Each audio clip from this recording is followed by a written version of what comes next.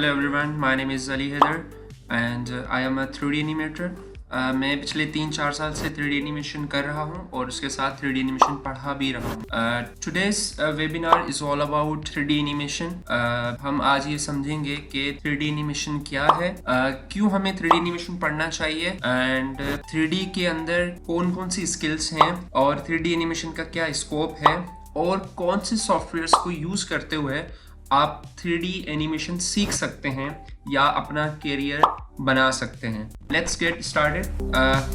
सबसे पहले जो चीज़ हमें समझने की ज़रूरत है which is what is 3D animation. ठीक है, 3D एनिमेशन क्या है, ये बहुत ज़रूरी चीज़ है। हम सब ने बचपन से कहीं ना कहीं कार्टून्स देखते हुए आ रहे हैं, कोई ना कोई 3D का गेम्स खेल रहे हैं, बट हमें पता नहीं है कि वो चीज़ किस तरह बिल्ड होती है, किस तरह बनती है और क्या इस चीज़ को यूज़ करते हुए आप अपना करियर भी बना सकते हैं।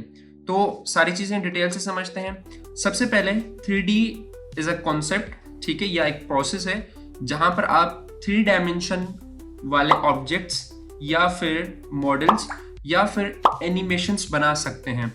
जस्ट लाइक 2D से काफ़ी सारे लोग रिलेट कर पाते हैं, तो हम पहले इन दोनों में एक बेसिक डिफरेंस समझते हैं कि 2D और 3D में क्या डिफरेंस है एंड देन फिर हम आगे इसको कंटिन्यू करते हैं। तो 2D बेसिकली एक फ्लैट इमेज होती है जिसके अंदर जस्ट हाइट एंड विड्थ मिलता है, ठीक है। बट इन 3D में आपको हाइट और विड्थ के अलावा लेंथ या डेप्थ भी बोल सकते हैं आप, ठीक है, जिसके अंदर आपको डेप्थ भी मिलती है। वो चीज 3D ऑब्जेक्ट को बहुत ज्यादा रियलिस्टिक बनाती है और लाइफ लाइक बनाती है, जिससे वो बहुत ज्यादा रियलिस्टिक लगना शुरू होता है। तो जस्ट ये एक बेसिक कॉन्सेप्ट है 3D का, बट 3D के अंदर और क्या क्या चीजें आती हैं हम वो समझते हैं। 3D एनिमेशन हमें क्यों पढ़ना चाहिए, 3D एनिमेशन क्यों करना चाहिए। तो सबसे पहली चीज, इसमें आपके पास अपॉर्चुनिटी है हाई पेइंग जॉब्स की। अगर आप as a 3D animator job कर रहे हैं और आपके पास अगर 3D की स्किल है तो आपके पास बहुत ज्यादा अपॉर्चुनिटी है एक हाई पेइंग जॉब की, ठीक है।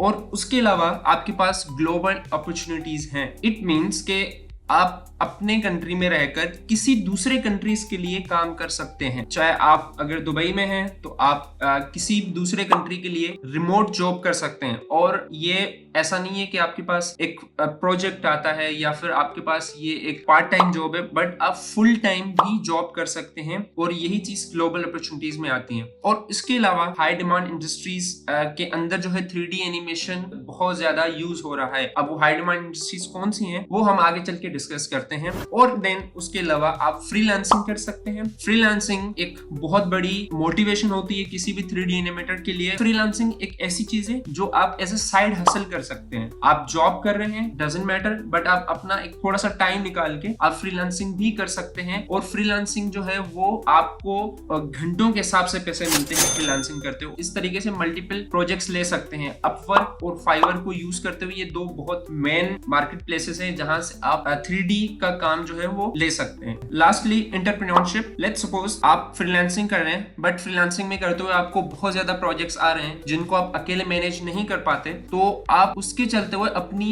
एक कंपनी बना सकते हैं या एक एनिमेशन स्टूडियो बना सकते हैं जहां पर आप लोगों को हायर करके, एनिमेटर्स को हायर करके उनसे अपना काम करवा सकते हैं। इतनी ज्यादा अपॉर्चुनिटीज हैं आपके पास अगर आप एज अ 3D एनिमेटर काम कर रहे हैं। अगर आप एज अ 3D आर्टिस्ट काम करना चाह रहे हैं तो आपके लिए एक चीज समझना बहुत जरूरी है कि 3D के अंदर बहुत डिफरेंट स्किल्स हैं, बहुत ज्यादा कैटेगरीज हैं। आपको वो सब सीखने की ऐसी जरूरत नहीं है। अगर आप उनमें से कोई एक दो स्किल भी सीख लेते हैं और उनमें खुद को बहुत बेहतर कर लेते हैं तो आप एक सक्सेसफुल 3D आर्टिस्ट या 3D एनिमेटर बन सकते हैं। इसके लिए आपके पास कोई डिग्री होने की जरूरत नहीं है, आपको कंप्यूटर का इतना अच्छा बैकग्राउंड होने की कोई जरूरत नहीं है। अगर आपको एक बेसिक कंप्यूटर चलाना आता है तो आप 3D एनिमेशन सीख सकते हैं विद इन 3 और 4 मंथ्स। आपने थोड़ा बहुत सीख लिया, आप कहीं पे इंटर्नशिप पे चले जाएं, कहीं जॉब करने चले जाएं, आप मजीद चीजें वहां से जाके सीखें, बट आपको बेसिक सीखने के लिए 3 से 4 महीने दरकार हैं, ठीक है।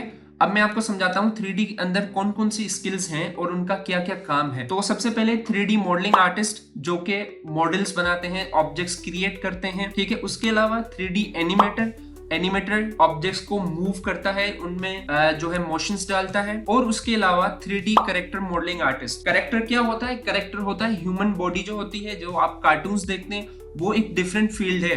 अगर आप किसी नए बंदे से बात करेंगे उसको लगता है कि 3D के अंदर ये सारी चीजें आ जाती हैं, बट हर कोई ये सब कुछ नहीं कर सकता और जरूरत भी नहीं है। अगर आपको खाली कैरेक्टर करना है, ऑब्वियसली कैरेक्टर की बहुत ज्यादा डिमांड है। अगर आप एक नॉर्मल 3D आर्टिस्ट हैं या फिर आप जो है एनिमेटर हैं, उनसे ज्यादा कैरेक्टर वाले बंदे की वैल्यू होती है, ठीक है। और उसके बाद आता है 3D कैरेक्टर एनिमेटर, जो उस कैरेक्टर को, ह्यूमन बॉडी को मूव करता है, उसको चलाएगा, दौड़ाएगा, उसको बात करवाएगा, वो सारी चीजें आ जाती हैं। और उसके बाद आता है 3D texture artist. Texture artist क्या होता है, जो आप 3D के जो भी ऑब्जेक्ट्स देखते हैं उनके ऊपर कलर लगाने वाला जो बंदा होता है या जो पेंट लगाने वाला होता है, उसको 3D की टिपिकल लैंग्वेज में टेक्सचर बोला जाता है। तो उसको लगाने वाला बंदा भी कोई और होता है, ठीक है। आपको बेशक आता होगा, बट वो भी एक अलग कैटेगरी है। अच्छा, उसके बाद आ जाता है लाइटिंग शेडिंग। अभी लाइटिंग शेडिंग क्या है, जिस तरह रियल वर्ल्ड में आपको किसी चीज को देखने के लिए लाइट का सोर्स जरूरी होता है, इसी तरीके से 3D वर्ल्ड में भी होता है। आप कहीं पे भी कोई भी चीज क्रिएट कर रहे हैं, अब उसको आपको देखना है, उसके लिए पिक्चर्स या वीडियोस आपको क्रिएट करने हैं, तो फिर आपको उसके लिए लाइट लगाना पड़ेगा। अगर आपने कोई लेट्स सपोज सीन बनाया है,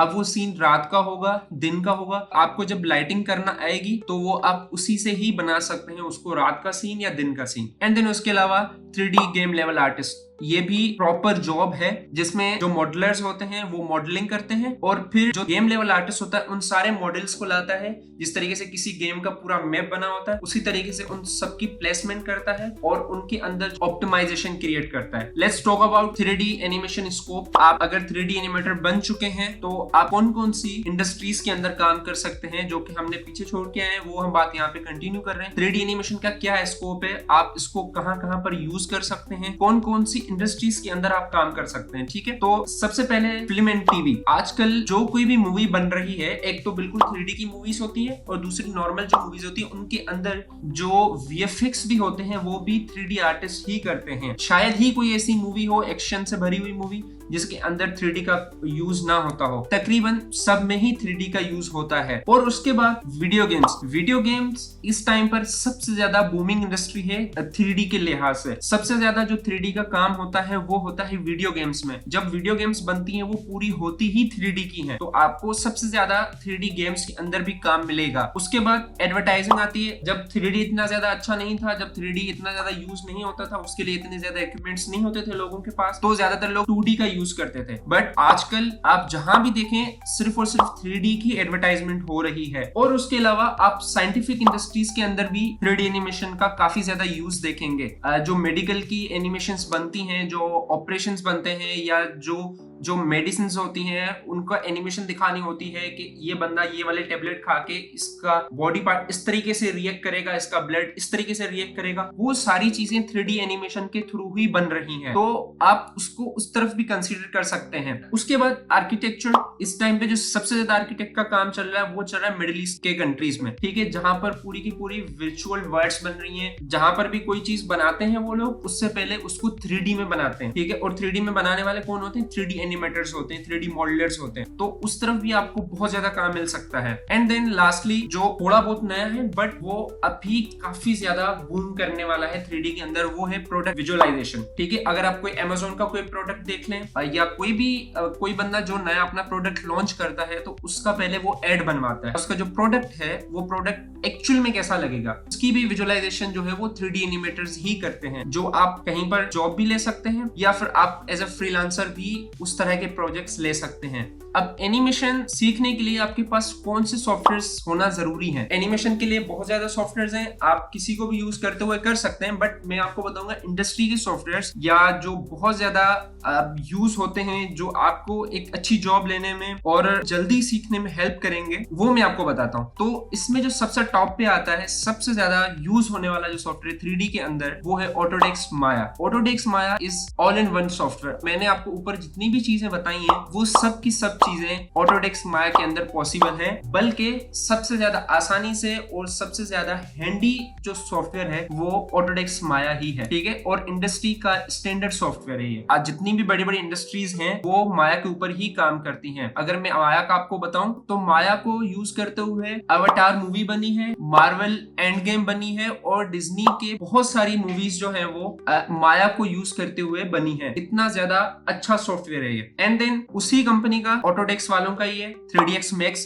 अगर आप आर्किटेक्ट की साइड पे हैं, आई वुड सजेस्ट कि आप 3ds Max करें, क्योंकि उसके अंदर ज्यादातर जो लोग काम करते हैं वो आर्किटेक्ट वाले ही ज्यादा काम करते हैं। उसमें जो टूल्स हैं वो आर्किटेक्ट को लेके ज्यादा बेहतर किए गए हैं, ठीक है। एंड देन उसके अलावा Blender, it's more likely to Maya, but it's not industry standard software. But अगर आप किसी छोटे स्केल पे काम करना चाह रहे हैं या फ्रीलांसिंग करना चाह रहे हैं तो आप ब्लेंडर से भी स्टार्ट कर सकते हैं। ब्लेंडर अगर आप देखें तो थोड़ा सा फ्रेंडली है और ये ओपन सोर्स सॉफ्टवेयर है। इवन दो आपको माया जो है वो 1 साल का फ्री मिल जाता है, ठीक है, बट ब्लेंडर एक ओपन सोर्स सॉफ्टवेयर, उसके बहुत सारे एड ऑन्स हैं। तो अगर आप बिल्कुल बिगिनर हैं और अगर आप ये चाह रहे हैं कि मुझे अभी एक छोटे स्केल पे काम करना है या फ्रीलांसिंग करना है तो आप ब्लेंडर से भी स्टार्ट कर सकते हैं, ठीक है। एंड देन उसके अलावा सिनेमा 4D भी है, आप वो भी स्टार्ट कर सकते हैं। बट अगर आपको माया करना है तो फिर आप सिनेमा 4D ना करें, बट आप ऑटोडेस्क माया और ब्लेंडर एक साथ लेके चल सकते हैं। अगर आपको कहीं पर जॉब प्लेसमेंट करनी है अपनी तो समटाइम होता है कि आपको दोनों सॉफ्टवेयर्स आने चाहिए। यू डोंट नो कि आपकी कहां पर जॉब प्लेसमेंट हो रही है, कौन से सॉफ्टवेयर हाउस के अंदर माया चल रहा है और कौन से में ब्लेंडर चल रहा है, बट ये दो ऐसे हैं जो कॉमनली बहुत ज्यादा चल रहे हैं। आप बेशक ब्लेंडर से स्टार्ट करके आप बाद में माया पे जा सकते हैं या आप माया से स्टार्ट करके बाद में ब्लेंडर पे जा सकते हैं। एंड देन लास्टली जो सबसे ज्यादा इन सब के बाद यूज होता है, जो मैंने आपको सॉफ्टवेयर बताया, माया, 3ds Max, blender, cinema 4D, इन सब में जो ऑब्जेक्ट्स बनते हैं अगर आप उसको लेके गेम बनाना चाह रहे हैं तो वो सब के सब जाते हैं अनरियल इंजन के अंदर। अनरियल इंजन के अंदर आप पूरी की पूरी गेम्स बना सकते हैं। ये अनरियल इंजन एक गेमिंग इंजन सॉफ्टवेयर है, ठीक है, जो कि एपिक वालों ने बनाया है। इससे बेहतर